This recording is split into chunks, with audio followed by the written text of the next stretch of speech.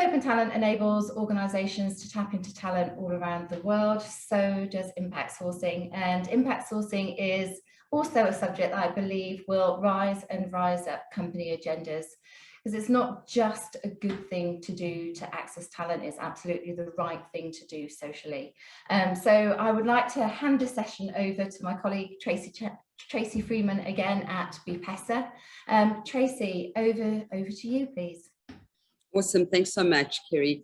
So many have heard of impact sourcing, but it is something that is definitely seeing a lot of growth and a lot more organizations are getting involved. So just for those that haven't actually engaged with and embraced impact sourcing as yet, impact sourcing was launched by the Rockefeller Foundation in 2016 out of a function in South Africa, Johannesburg, actually.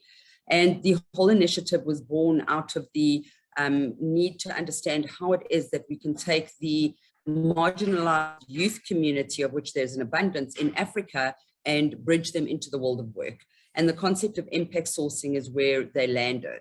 Impact sourcing can be applied in any industry. However, the global business services sector was the one that embraced it first. And we've definitely seen a lot of traction in the GBS sector, very much for the reason that we're discussing today about saying, where are the skills? We need skills to help service and support our customers and our clients. So in 2016, after the launch, one of the big things that we needed to do was make sure that the impact sourcing initiative and embracing impact sourcing, and from a definition perspective, this is the intentional hiring and recruitment of marginalized communities. And those communities have different faces across the world. So sadly, our refugees in Europe, females in Egypt, our marginalized Black community in South Africa as examples. So your marginalized communities, intentional recruitment of them. But what happened was the Rockefeller Foundation, along with a number of GBS organizations, one of which we're going to hear from today, Webhelp, really honed in to say, what are the standards that we need to support intentional recruitment and make sure that impact sourcing is not sort of done bite size or bit piece, but there's actual standards that surround how it is that we engage with these communities and how do we bring them into our organizations. What's important to note is that this is beyond social impact, it's beyond CSI. Impact sourcing is really about how we can support and improve retention of staff, which we see an additional benefit. This obviously lowers our operating costs, there's lower recruitment costs, lower training costs, which directly impacts the bottom line, and we see improved profits. But what we have also seen is that we've seen areas of excellence. And we are going to hear today from our Group ESG Strategy Director from Webhelp, Hanae Chino, from Webhelp, who's also the leading impact sourcing provider, as announced by IOP this year, so the 2022 winner as the leading impact sourcing provider. And Hanae, just before I pass over to you, a little story I just wanted to regale with regards to Webhelp and your UK CEO. Dave, when he was in South Africa not so long ago, with a group of impact sourcing workers. And he just said here he was walking into the boardroom to come and meet the new recruits that they'd been engaging with. And he was pleasantly shocked and surprised when they called him out for being late. And really it was, he enjoyed that from the point of view that that is exactly what these individuals had been told, is that you're on time, you give it your all, and they had been recruited as such, and they were giving it their all, and they were, well, you got to do what we got to do, and he appreciated that. And he just said that the energy and the level of ability that was coming through the impact workers just blew him away. And I know that from there's been leaps and bounds, and Webhelp globally picked this up as a standard recruitment method. So I think on that note, congratulations on your award, and let me pass over to you so you can give us the lowdown on impact sourcing and how Webhelp has embraced it. Thank you so much, Traci, for this introduction. I couldn't dream of better to hear about our UK CEO meeting our impact workers there. And you did a great introduction. I think for me to shorten a little bit our presentation, so I'll do my best.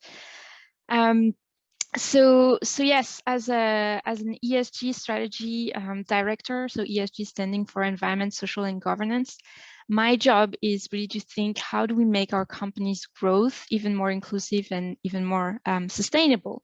And how can we as ESG specialists be a source of innovation for the rest of the company, and also making the business model itself and the practices evolve. So when looking at areas such as recruitment, my view is let's think together about the model and how we could redesign it to expand our recruitment sources while having a meaningful and an intentional impact on the communities we are based in.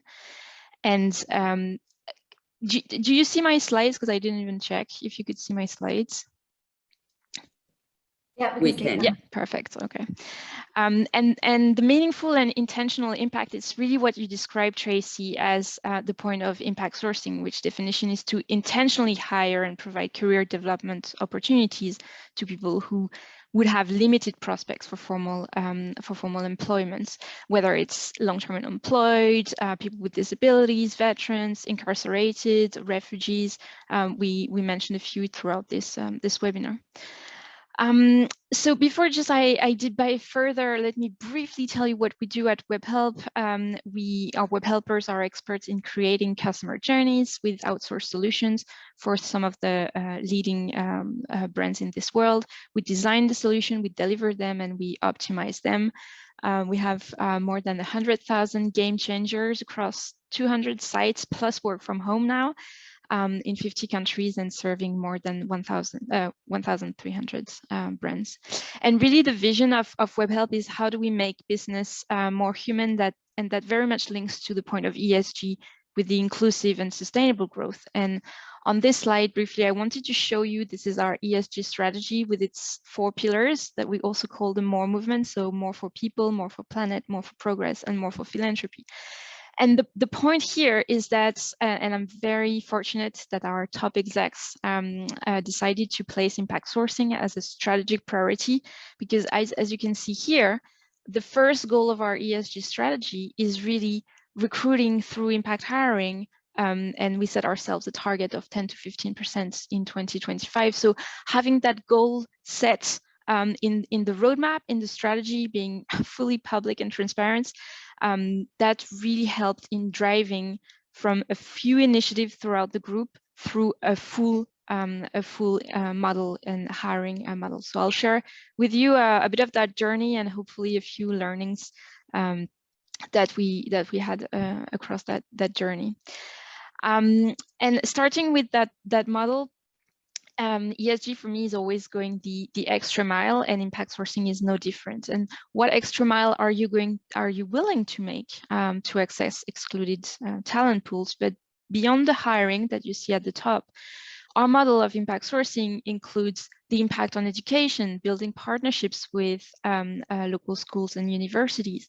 And after the hiring, what kind of impact you want to make on employment, facilitating the inclusion in the labor markets of our workforce, for instance, with transportation, with administrative support, with access to medical staff, just to name a few. And then the impact on the career development. Remember, impact sourcing is not just the hiring, it's also providing career development opportunities to ensure that your people develop their skill sets when they are with you. You have also the impact on procurement, of course, making responsible purchases, and the impact on the location where you decide to locate your business, bringing new skills, new capabilities.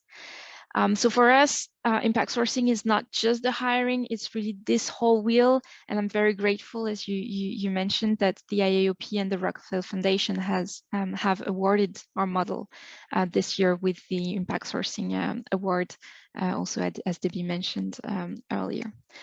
So in 2021, when the top management of Webhelp listed impact sourcing among our business priorities, it really meant that we needed to scale the model that had proven its strength in some geographies already. And as you can see, so this is really how we model it, and I'll start with the journey in South Africa.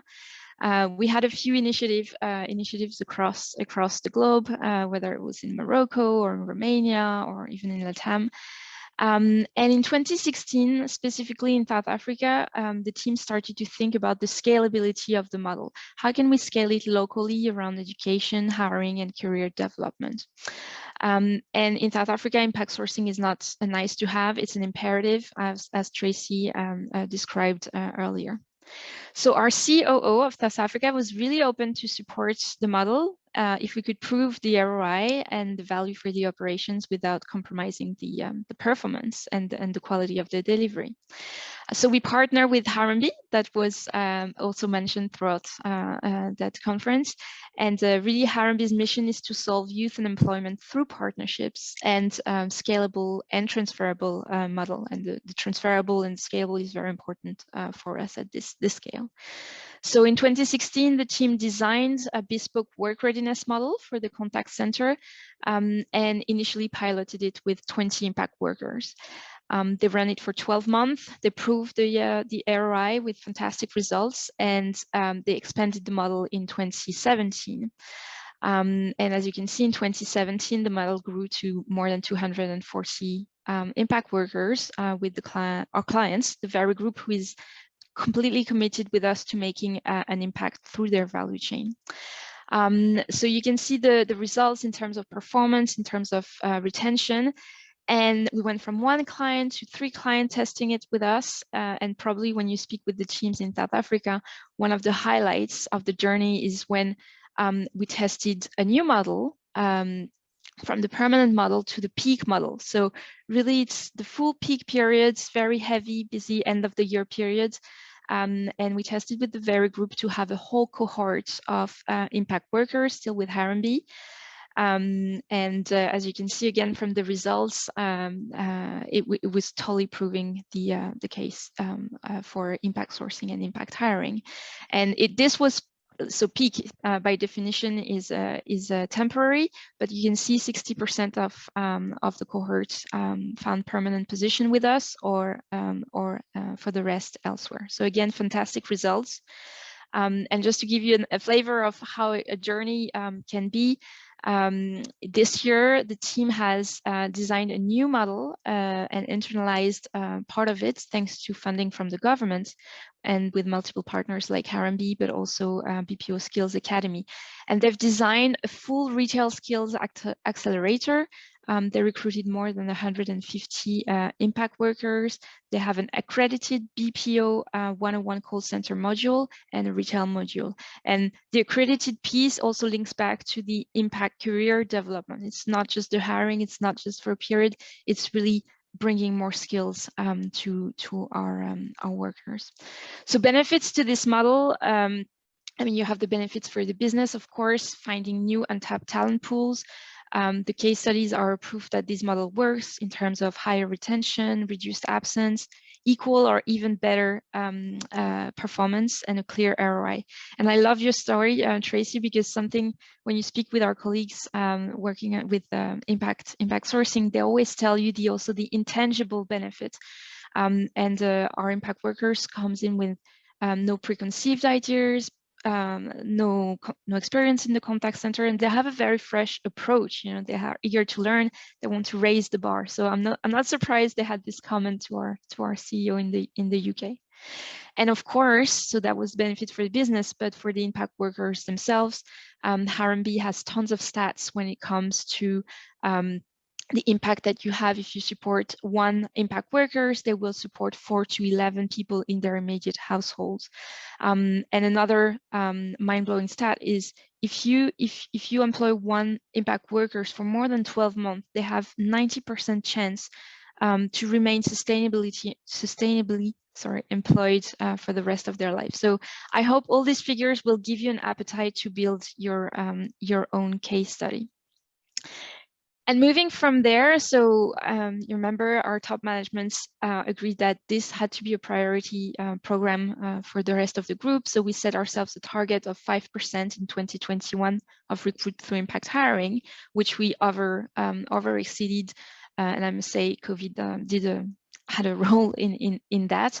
And gradually, we want to move to 15%. I think this we cannot achieve, and a few times it was mentioned, partnerships, without the partnerships of NGOs. So we have about 60 NGOs throughout the world and local organizations with whom we work on this. They know the impact workers more than anyone else, and they help us build this sustainable model. And if I could share with you 3 things that I believe Traci told about the standards, I believe these can be very useful when you want to scale a model or when you want to start the journey. The first one is to define your own internal impact hiring and global impact sourcing standards. So we got inspired from the ones from the GISC. We were a long-standing member of the GISC back in the days, and we used and tweaked them to fit our organization. Secondly, we developed a methodology with our teams to identify the local social challenges we wanted to help to solve, defining precisely which population. And that's the beauty really of that program, is that the labor market in Malaysia is not the same as in South Africa, is not the same as in France or in Latam. So, but you have sometimes some similarities or some common topics. And finally, looking at your impact worker colleague journey is very important. Here, I want to share a little story. Once we were trying to define what, an impact model for single parents, and the team and the clients worked together on it, looked at the journey, and they came back thinking, yeah, we have an induction program on site of 5 weeks, 5 days a week, 40 hours a week. There's no way we can target single parents with that model. So that's when the partnerships comes together, you know, rethinking the model together. So if I can end with a few tips and takeaways, driving these initiatives like this in the long run really requires a top-down approach and buy-in from senior leadership, which we'll want to have case studies. So use what I call the POP, the power of the pilots. Start small, follow your cohort, document, measure, and really set your systems, your HR system, workforce management systems, to actually monitor your pilot and prove the case. So that was the second point, the POP. Spend time researching with partners and letting them know your business. I know it's an investment in time, but the better they know the business, the better they can prepare the impact workers. Fourth, do not be afraid to tweak the model. And you know, before COVID, our industry was not really into working from home, and you know, COVID happened, and almost unrealistically, we started to move to work from home, which opened incredible doors for some categories of impact workers. And last 2 points, I think, particularly in our sector, apply impact sourcing to your support function. Not just your client's campaign. Impact sourcing can be, as Debbie said, anywhere. It can be in HR, in IT, in ESG. You can start small, but you know, just don't drop a job ad on a job board. You proactively reach out to communities for your own support function. And final tip, I think, to best understand how the model works for a specific population, you need to put yourself in their shoes. Document yourself, watch more, read more, and the best is always to speak with them. And I will end with a little story. Recently, I wanted to strengthen our guidelines regarding impact sourcing, impact hiring, and refugees and asylum seekers. We have amazing stories in Latam or in Greece or in Spain. And so we gathered around the table, and then I asked them if I could speak with a few colleagues who are refugees. And one in particular in Spain gave me his view on the colleague's journey and the induction. And any little hiccup for him was a mountain, because he had so many other things to deal with. And so rethinking and streamlining our induction program, having in mind his comments, was one of the best memories from these last weeks. So with that case study, I hope you have a few takeaways that you can use for your companies and with your suppliers to have an impact while addressing the talent shortage challenge. And now I will pass back to you, Traci.